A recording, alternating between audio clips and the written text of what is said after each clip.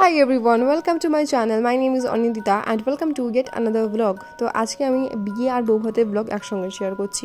আশা করি তোমাদের ভালো লাগবে। So further ado, let's get started.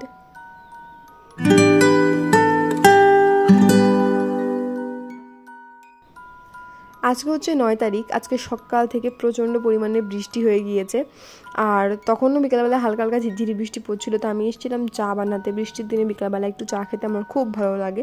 বৃষ্টি হলেই আমার চা খেতে ইচ্ছা করে। তো চা খেয়ে এসেছিলাম ছাদে, ঠিক আছে। দেখলাম আকাশটা কত সুন্দর লাগছে। আর এছাড়াও আজকে যেহেতু বেরোনো হয়নি, একটু ফুল কিনতাম, বিয়ে বাড়ি যাবো, রেডি হবো বলে। তো ছাদে দেখছিলাম কোনো গোলাপ ফুল ফুটেছে কিনা। ফুটেছে কিন্তু মাথায় দেওয়ার মতন না, কিন্তু গাছগুলো কি সুন্দর লাগছে তাই না বৃষ্টিতে ভিজে। তো যাই হোক, চলো এবার রেডি হওয়া যাক। তো আমি রেডি হয়ে গিয়েছি। আর এদিনকে আমাকে মনে হচ্ছিলো না, একটু ভালো লাগছিল না, ওই জন্য আমি এই গেট রেডি উইথ মি ভিডিওটা শেয়ারই করিনি। মনে হচ্ছিলো কেমন জানি একটা লাগছে, বাট ঠিক আছে, প্রত্যেক দিন তো একরকম লাগে না। অ্যাকচুয়ালি আমাকে বলেছিল সন্ধ্যে 7টায় বেরোবে, তো আমি তাড়াহুড়ো করে রেডি হয়ে বসেছিলাম। আর তারপরে সেই বেরোনো 9:30টার সময় বেরোলো। যাই হোক, আমরা এখন যাবো মৎস্যনন্দপুরে। মৎস্যনন্দপুরেই আমাদের বিয়ের নিমন্ত্রণ, সেখানেই বিয়ে হবে। তো আমরা দেবুদার গাড়িতে করে বেরিয়ে গিয়েছি। তখনও বাইরে বৃষ্টি হচ্ছিলো, জানলা খুললেই গায়ে জল এসে পড়ছিল। তো আমরা এসে গেছি। আর এখানে আসার পরে বরকে বাইরে দাঁড় করিয়ে রেখেছে, কারণ সবাই গেট ধরে আছে, যেটা বিয়েতে ইউজুয়ালি হয়।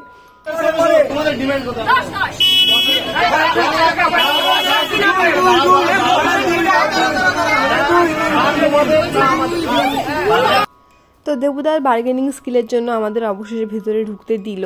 তো ভেতরে এসে এখানে দেখছিলাম পূজাদির সাথে আমার তখন দেখা হয়নি। তো আমি দেখছিলাম এখানে কৌশিকদাকে মন্ত্র পড়তে বসিয়ে দিয়েছে। একটু বাদে গিয়ে পূজাদির সঙ্গে আমি দেখা করে আসবো, আর পূজাদিকে কেমন লাগছে তোমাদের কাছ থেকে দেখাবো, ঠিক আছে। তো এই যেখানে শুরু হয়ে গেল বিয়ে। আর এই যে হচ্ছে পূজাদি একদম ট্রেডিশনাল বেঙ্গলি ব্রাইড, একদম পুরো রেড। আর ওড়নাটাতেও সুন্দর করে বাংলায় লেখা আর কলকা করা, একদম যাকে বলে হচ্ছে ট্রেডিশনাল, একদম সাবেকি যে লুক বলে না, সেরকম লাগছিল। তারপর পূজাদির সঙ্গে আমি একটুখানি দেখা করলাম। পূজাদিকে দেখতে কিন্তু খুব কিউট লাগছে, তাই না? তো আমি হচ্ছি ইন্ট্রোভার্ট মানুষের সাথে মিশতে আমার খুবই প্রবলেম হয়। তো আমি সারা জায়গায় গিয়ে শুধু কোনা কাচা খুঁজি, কোথায় গিয়ে একা একা চুপচাপ দাঁড়িয়ে থাকা যাবে। তো শুধুমাত্র এই ভিডিও করার জন্য মানুষের মধ্যে আমার যেতে হয়, কি আর বলি, দুঃখের কথা। তো এই দেখো, বৃষ্টি হয়ে গেছে বলে বাইরে কিন্তু জল জমে আছে, কিন্তু দেখতে সুন্দর লাগছে বেশ। আর আমি বলেছি যে আমাকে দেখতে ভালো লাগছে না, তাও 10বার করে নিজের মুখ দেখাচ্ছি তোমাদেরকে, ঠিক আছে। কি আর বলবো। আর এখানে শুরু হয়ে গিয়েছে বিয়ে। পূজাদিকে এখন নিয়ে আসা হচ্ছে শুভদৃষ্টির জন্য।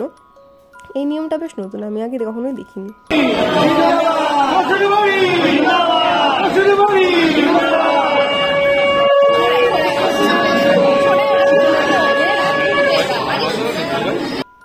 আমি সাধারণত দেখেছি যে বউ পান পাতা দিয়ে মুখ ঢেকে পিঁড়িতে করে আসে, কিন্তু এখানে দেখলাম না, বরকে মুখ ঢেকে বসিয়ে রাখা হয়েছে। আর বউ যে থাকবে সে চারপাশে ঘুরবে আর এসে এসে বরের পায়ে ফুল দিয়ে প্রণাম করবে। এই নিয়মটা আমার কাছে নতুন। আমি তো মাকে যখন এসে বললাম, মা বললো যে হ্যাঁ, এরকমভাবেও হয়। আমার মা আর বাবার এরকমভাবেই নাকি বিয়ে হয়েছিল। আমি কাছ থেকে কারোর বিয়ে কখনোই দেখিনি, তো আমার এই সমস্ত নিয়ম সম্পর্কে কোনো আইডিয়া নেই। তো এখানে মালা বদলের আগে যেরকমভাবে নিয়ম করে, আমি ঠিক জানি না, সেরকমই হচ্ছে।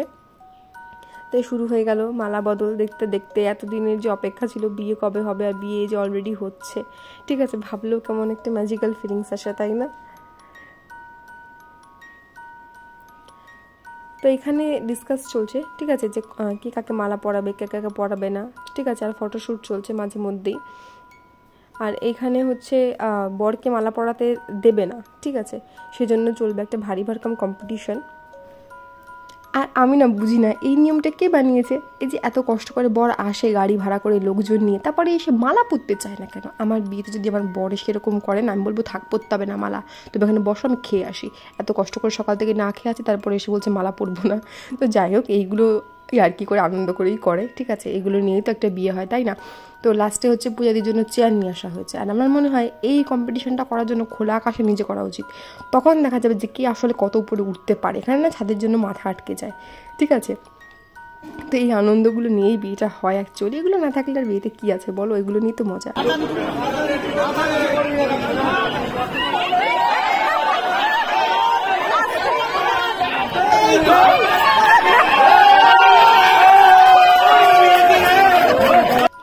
তো এখানে আবার শুরু হয়ে গিয়েছে বিয়ে, ঠিক আছে।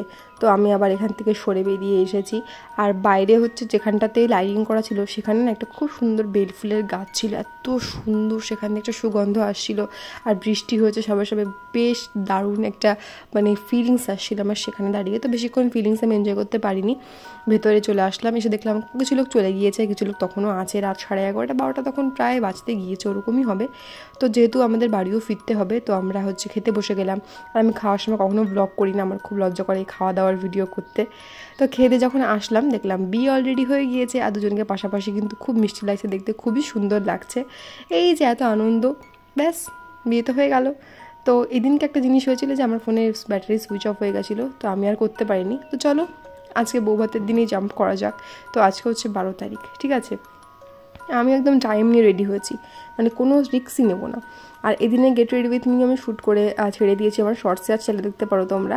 তো এই যে চলে এসে কৌশিকদার বাড়িতেই আজকে ছিল বৌভাতের অনুষ্ঠান, দুজনকে কিন্তু পাশাপাশি দারুণ লাগছে। আর গেটটা দেখো সাজিয়েছে কি সুন্দর, মানে হাজার রকমের সুন্দর সুন্দর ফুল, নকল বাট কিন্তু দেখতে সুন্দর লাগছিল। আর ভেতর দিকটাও খুব সুন্দর করে সাজিয়েছিল। পূজাদির সাথে আমার এই দিনকে গিয়ে পার্সোনালি দেখা হয়নি, আমি দূর থেকেই দেখেছি, কারণ প্রচণ্ড ভিড় ছিল আর আমার মুডটাও একটুখানি কোনো কারণে অফ ছিল। আর আমি যেহেতু স্বভাবতই ইন্ট্রোভার্ট, আমার কাছে ভিড় ঠেলে মানুষের সাথে কথা বলতে যাওয়া মানে শাস্তির থেকে কিছু কম না, সত্যি সত্যি বলতে। আর আমার যদি ভিডিও করতে না হতো, আমি হয়তো এরকম একটা ইনভিজিবল কেপ মাথায় দিয়ে যেতাম, গিয়ে খেয়ে দিয়ে চলে আসতাম। এই ভিডিও করার জন্য মানুষের সাথে আমার কথা বলতে হয়, কি দুঃখ আমার জীবনে, তাই না? যাই হোক, আর কি মারছি। তো চলো এখন পূজাদির সঙ্গে একটু দেখা করে আসি। সেরকম সামনাসামনি যেতে পারিনি। পূজাদিকে কিন্তু খুব সুন্দর লাগছে, একটা মারুন শেডের লেহেঙ্গা পরেছে, আর কৌশিকদা একটা ডার্ক রয়্যাল ব্লু কালারের একটা শেরওয়ানি পরেছে, দুজনকে কিন্তু খুব সুন্দর লাগছিল। তো তারপরে আমরা এখানে এসেছি খেতে, খাওয়ার জায়গাটায় কত আলো, আমার চোখ পুরো ধাঁধিয়ে গিয়েছিল। তো এখানে খাওয়া দাওয়া করে আমরা হচ্ছে বেরিয়ে গেলাম। বেরিয়ে হচ্ছে ওখানে ডিজে ছিল, আর গিয়ে দেখি দেবুদা তো সেই নাচ করছে একা একা। আর দেবুদাকে দেখে আশেপাশের মানুষ যারা হচ্ছে লজ্জা পাচ্ছিল, ভাবছিল যে নাচবো কি না, একটু হেজিটেট ফিল করছিল, তারা সবাই পুরো ইন্সপায়ার হয়েছে, গিয়ে সবাই নাচা আরম্ভ করে দিয়েছে। আর এভাবে না মন খুলেই বাঁচা উচিত। আশেপাশে কে কী বলছে এত ভাবলে না জীবনে কখনো এনজয় করাই যায় না, কারণ আশেপাশে মানুষের দিন শেষে কিছু যাই আসে না।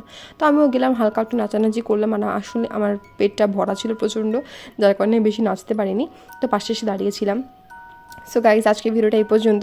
তোমাদের যদি আমার ভিডিও ভালো লাগে, প্লিজ আমার চ্যানেলটাকে সাবস্ক্রাইব করো, পাশে একটা বেল বাটন আছে যেটাকে হিট করো, ভিডিওটা একটা লাইক করো, আর আমাকে কমেন্ট করে জানিও যে তোমাদের আমার ব্লগ ভিডিওগুলো কেমন লাগে। দেখা হবে পরে একটা ভিডিওতে। Till then keep watching, tata.